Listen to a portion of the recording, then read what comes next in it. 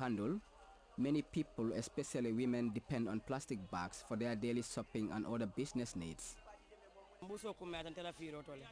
Plastic bags are very essential to my business because everything I sell here is put in it for my customers, and without it my trade slows down. Almost every person except the elderly demands a plastic bag whenever they buy from me. Very few people now depend on baskets to do their shopping, as plastic bags tend to be the most ideal and discreet containers for them.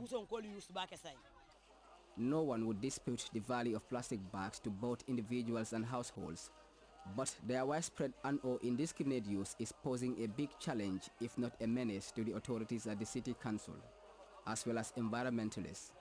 The rampant use of plastic is causing a very, very big problem in the city of Banjul. So we are having a problem with this plastic waste because most of the time we have importers who only import plastic bags. So people think that it is the most suitable carrier. That is, they buy these plastic bags whenever they go to their shops, despite the fact that even they can buy things without using plastic bag, but still they will use the plastic bag. If the plastic is not properly managed, when there is flood, at the end of the day, everything is going to be flushed into the sea, and they will end up settling on the mangrove vegetation. And these are places where you have, fish breeding. You understand? So plastic can have a potential impact on the fish, as well as other creatures that are, available there. And the fact that this particular dumping site is just a stone throw from where these habitats are, all the creatures that are here are greatly, are kind of, vulnerable to the risk factors that are involved. This is a very big problem on the other hand, especially in terms of disposal. I learned plastic can cause cancer when used to light fire, particularly by women. In fact, my husband has stopped me from using plastic bags to rekindle in a coal pot. I am appealing to my fellow women to explore other options. It's a bad practice. So in the face of growing demand and heavy dependence on plastic products, what strategies are put in place in the Gambia to curb what is now becoming an increasingly worrisome scenario? Those who are importing this waste, that is the main importers of plastic bags, those selling water, are not contributing enough to help reduce the problem.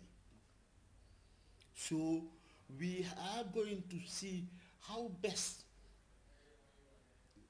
we can force them, if possible, to contribute enough money so that we will make sure that if like I say, if it is not phased out, let it be reduced, because we know it is a real problem. National Environment Agency has been concerned with this. Recently, we have, called all the stakeholders in the plastic sector together to kind of, come up with an ideal solution to the problem. If the strategies that we have in place work for, the plastic that is being produced in the Gambia and the one that have been imported into the country, to be cut down drastically. So that's one of the strategies we are dealing with.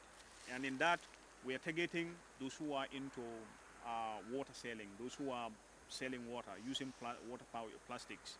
We are targeting, those factories that are processing forms and any other thing that, deals with plastic. We wanted to kind of embark on a massive sensitization to create awareness on the impact of plastic, particularly on the environment, and as well as our health. A convenient tool for shopping or an environmental nuisance, the issue of plastic bags will remain a serious conundrum in Banjul and the whole of the Gambia unless a viable and lasting alternative is introduced. That minute documentary voiced by Famar Fofana was jointly produced by Grts and CFI as part of an international training program for reporters in developing countries held in Nairobi, Kenya and Dakar, Senegal. Egypt is set to usher in a new constitution after the second round of voting produced the magic number required for approval, and Senegal's ban on the exportation of scrap metal is in perspective. We'll be back with these and other stories right after the break. December 25th at Dream Park, Christmas Day Kids Carnival, cultural and musical explosion, Kakadevils, Kumpo, Kankuram, Hunting, Father Christmas, December 25th, Dream Park, tickets $300 with a lunch and 1 free drink, 1 free ride in Dream Park, Christmas Day, escorts $75 is only, family of 5, special price, live musical jamboree, more fireworks like never before by Tony Mendy, musical jamboree, Christmas Day live.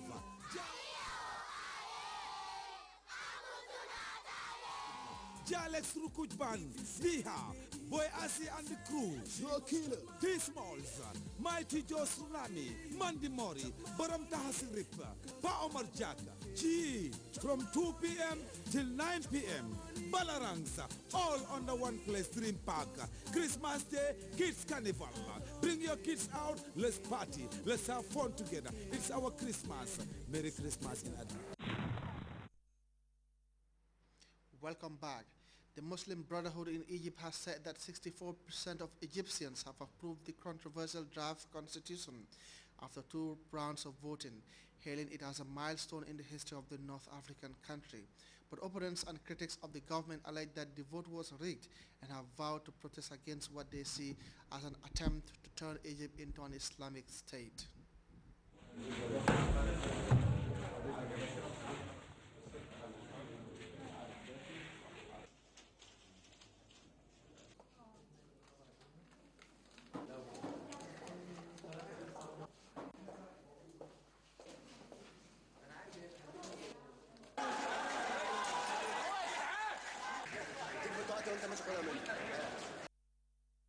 The opposition said again that there were irregularities in the voting procedures.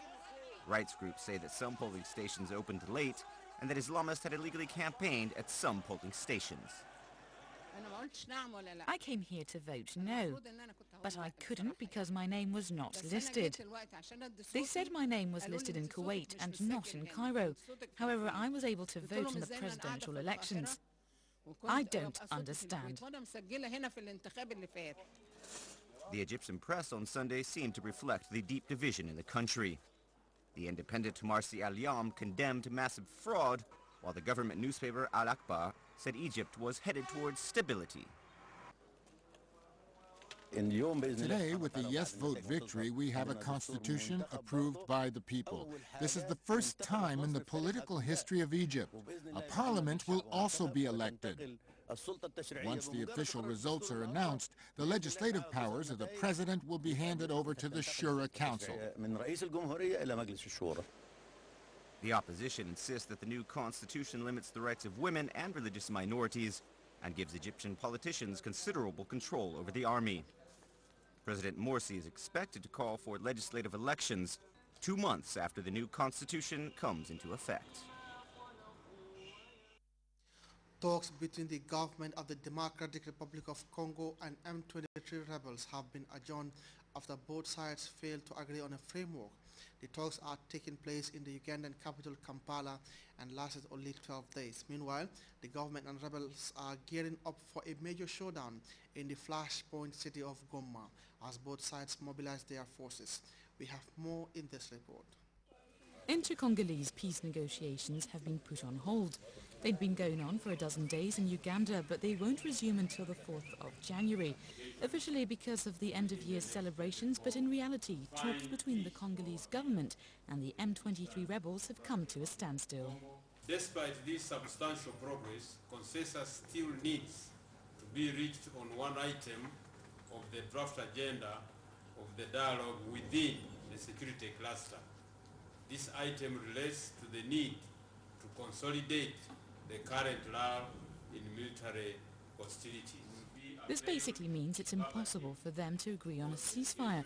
The M23 rebels have made it a precondition, but the Congolese state has rejected the idea of a ceasefire as they fear a breakup of the country. The talks have been further complicated by opposition members openly backing the rebellion. See,